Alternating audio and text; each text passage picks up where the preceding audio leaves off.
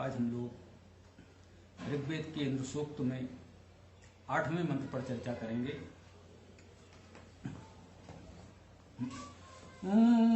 यम क्रंदसी संयति विह्वयेते परे अवरे उभयायमेत्रा समानं चिद्रथम आतस्तिवांसा नाना हवेते सजना स इंद्रः। जिसे क्रंदसी संयति सब पुकारें उत्तम अधम जो उभय शत्रु स्वामी समचेतनारथ समारूढ़ होकर बहुविध पुकारें वही इंद्र लोगों। इस इंद्र सूक्त में हम लोग इंद्र अर्थात परमेश्वरवान परमेश्वर के विषय में जानकारी कर रहे हैं। इस मंत्र में बताया जा रहा है कि वह इंद्र वह परमेश्वर कैसा है। यम जिसको क्रंदसी क्रंदन करने वाले,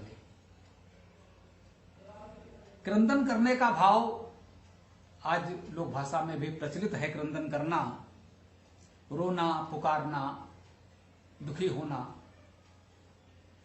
जब हम दुखी होते हैं तब जब किसी को पुकारते हैं अपना मानकर, इस भाव से कि वो हमारे दुख को दूर करे, कुछ सहयोग करे, सहायता करे, इस दुख से हमें बचाए, इसे क्रंदन कहते हैं। क्रंद धातु है रोना, पुकारना, दुख होना के अर्थ में। यम क्रंदसी, यम अर्थात जिसको क्रंदसी क्रंदन करने वाले। हम दुखी हैं, क्रंदन कर रहे हैं। संयति, कुछ लोग संयत भी होते हैं। ये बात भी कही जाती है कि जो समर्थ हैं, मनोबल वाले भी हैं, यूं कह लें, दुख में भी संयम बनाए रखना, संयत रहना, ये भाव भी व्यक्त किया जाता है। कभी कभी दुख हमारी सहनशीलता से अधिक होता है तो हम क्रंदन करते हैं, और यदि हमारा मनोबल उतना हो, अधिक हो, तो बहुत सीमा तक हम दुख को संयत भाव से सहन भी कर लेते हैं। तो कह रहे हैं कि जिसको क्रंदसी और संयति जो भी हैं विह्वयेते, उसे विशेष रूप से आह्वान करते हैं, पुकारते हैं, बुलाते हैं। चाहे हम क्रंदसी हैं, रोने चिल्लाने पुकारने वाले हैं, या संयति हैं, बहुत संयम के साथ, धैर्य के साथ उस दुख को सहन करने की सामर्थ्य भी है, परंतु फिर भी हम पुकारते तो हैं। विह्वयेते, विशेष रूप से पुकारते हैं।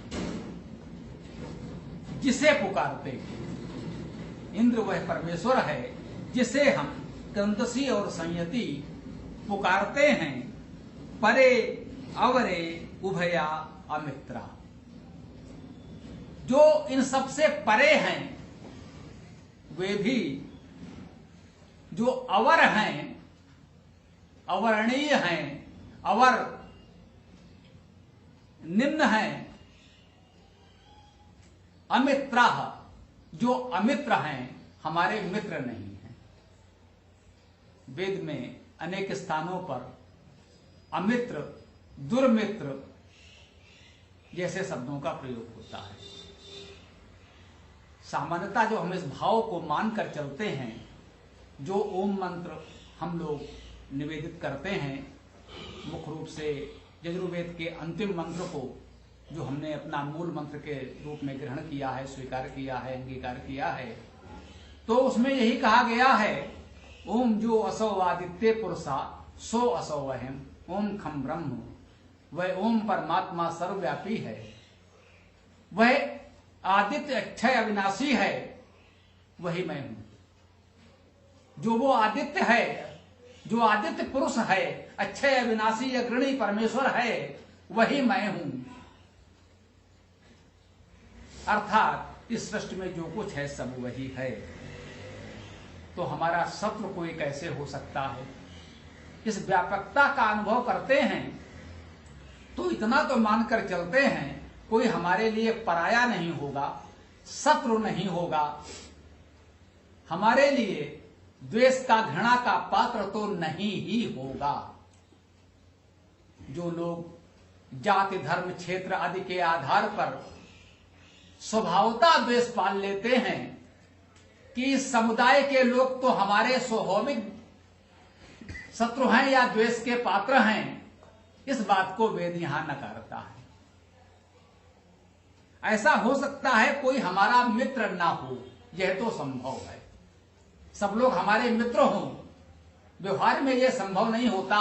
हम कहते हैं भाई ये हमारे मित्र हैं, ये घनिष्ठ मित्र हैं, ये परम मित्र हैं, भाई ये हमारे मित्र नहीं है। ये तो स्वाभाविक है, सब लोग हमारे मित्र तो नहीं हो सकते, परंतु कोई हमारा स्वाभाविक शत्रु है, स्वाभाविक रूप से हम उससे द्वेष करते हो कि नहीं साहब इस समाज समुदाय से है, इस जाति से है, इस संप्रदाय से है, इस धर्म पंथ से है, तो हम उससे द्वेष करें, उसे स्वाभाविक शत्रु मान लें, यह भावना वेद के अनुकूल नहीं है। कहा है अमित्रा, जो मित्र नहीं है, उभय अर्थात दोनों, जो परे हैं, जो अवर हैं, दोनों प्रकार के जो अमित्र हैं, जैसे भी हैं, मित्र नहीं हैं, कोई बात नहीं है, वे भी यम, जिसको विभयते, विशेष रूप से उसे पुकारते हैं। हम भी उसे पुकारते हैं, जो हमारे अमित्र हैं वे भी उसे ही पुकारते हैं, क्योंकि वह परमेश्वर तो एक है, वह सबका है। वह किसी हर जाति धर्म संप्रदाय का ईश्वर अलग अलग नहीं है। हम कहें हमारा ईश्वर अलग, उनका ईश्वर अलग, हम अपने ईश्वर को पुकारेंगे, वे अपने ईश्वर को पुकारेंगे, नहीं। स्पष्ट कह रहे हैं हम जो क्रंदसी हैं, बहुत दुख से आतुर होकर क्रंदन कर रहे हैं, जो अभी संयति हैं, धैर्य पूर्वक उतना सहन कर ले रहे हैं, जो हमसे परे हैं, अवर हैं, अमित्र हैं, जो हमारे लिए मित्र नहीं है, अमित्र हैं, वो सब उसी को पुकारते हैं और वो सबकी सुनेगा। हम ये तो नहीं कह सकते हैं कि हे परमेश्वर केवल मेरी सुनो, इसकी मत सुनो, ऐसा नहीं हो सकता।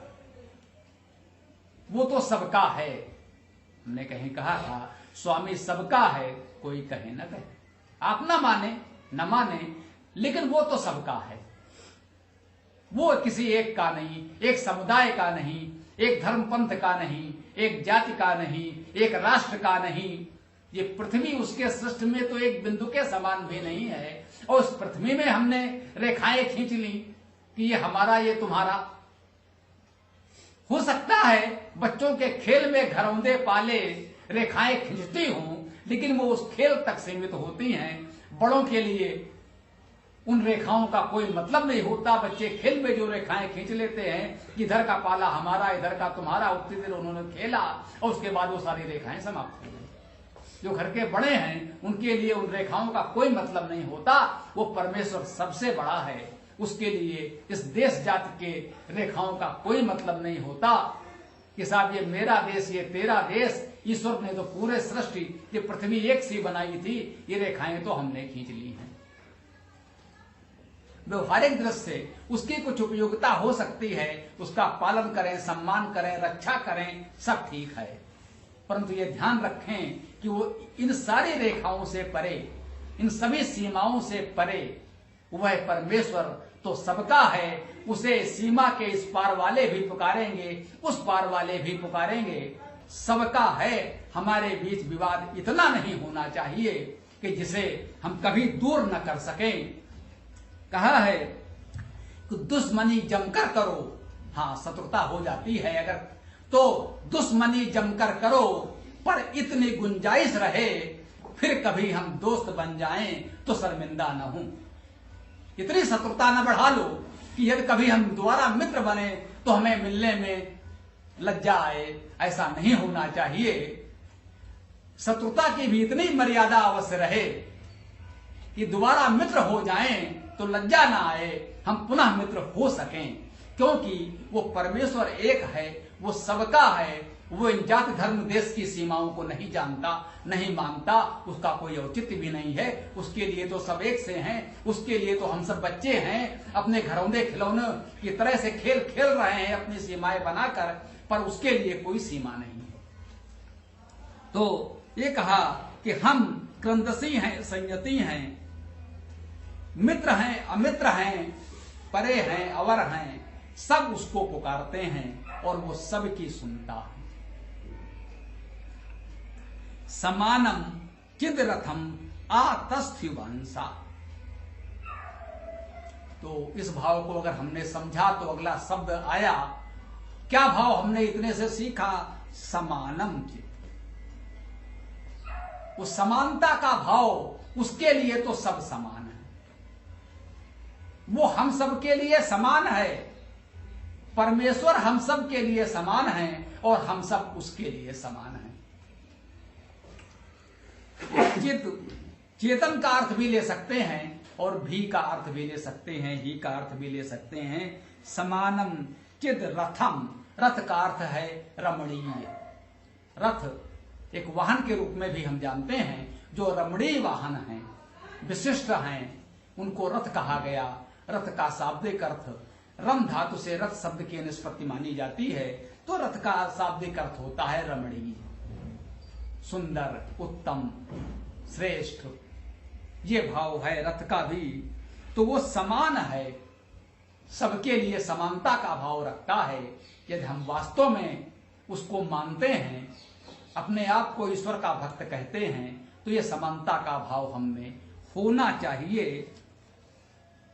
चिद चेतना का भाव होना चाहिए, रमणीयता का भाव होना चाहिए। हम इस रमणीय सृष्टि से एकाकार हों, इस सृष्टि के सौंदर्य का संरक्षण करें और हम स्वयं भी रमणीय बने। उसको ये कहने में अच्छा लगे कि ये हमारा सृजन अच्छा है। बड़े लोग कहते हैं भाई हमारा प्यारा बच्चा है, कितना सुंदर बच्चा है। हम सब उस परमेश्वर के लिए बच्चे ही हैं। इस योग बने कि वो भी इसी आलास से कह सके कि देखो ये हमारा कितना प्यारा बच्चा है। हमें इतना रथम रमणीय बनना चाहिए। आतस्थ्युवांसा, ये तस्थ धातु है, शब्द बड़ा है, भाव इतना है, स्थित, प्रतिष्ठित। तो हम समानता के भाव को, रमणीयता को अपने जीवन में प्रतिष्ठित करें। वह परमेश्वर इसी भाव से संपूर्ण सृष्टि में प्रतिष्ठित है, संव्याप्त है। दोनों अर्थ लिए जाते हैं वेद का अर्थ। जब भी हम वेद मंत्रों का अर्थ करते हैं तो इसी भाव से करते हैं। ये समस्त गुण उस परमेश्वर में हैं और हमें अपनाने हैं, उसमें तो हैं। अब हमारे प्रयास होना चाहिए कि उसे जितना संभव हो अपने में ग्रहण कर लें, तभी तो हम उसके अपने कहलाएंगे। इसी में तो हमारे जीवन की सार्थकता है। तो उस इंद्र परमेश्वर के इन गुणों की चर्चा हम लोगों ने की। अंतिम पंक्ति में कहा जा रहा है नाना हवेते। नाना अर्थात विभिन्न प्रकार से, बहुत तरह से। हवेते आह्वान करते हैं, पुकारते हैं। इतने सारे गुणों के साथ परमेश्वर का स्मरण करते हुए, इन गुणों को यथासंभव ग्रहण करते हुए, अपने जीवन में उतारते हुए, उसे हम विविध प्रकार से नाना भांति पुकारते हैं। नाना हवेते स जनास इंद्रा, सह वह जनास लोगों इंद्रा परमेश्वरवान। परमेश्वर ने कहा है, यदि परमेश्वर धातु से इंद्र शब्द की निष्पत्ति है। इंद्र शब्द का अर्थ ही है परम ऐश्वर्यवान अर्थात परमेश्वर। तो जिसे इस प्रकार से हम लोग अनेक प्रकार से पुकारते हैं, सजनास इंद्रा, हे लोगों, यह वही परमेश्वर है। हम उसे विविध प्रकार से पुकारते हैं, विविध तरह के लोग पुकारते हैं। ईश्वर अल्लाह तेरे नाम पुकारते हैं, क्या यह भाव वेद से पृथक है? नहीं। वेद ने तो अनेक बार यही कहा है, एकम सद विप्रा बहुधा वदंती, वह परमेश्वर एक है। उसे हमारे विद्वान मनीषी प्रेरणादायक महापुरुष अनेक नामों से, अनेक रूपों से पुकारते आए हैं।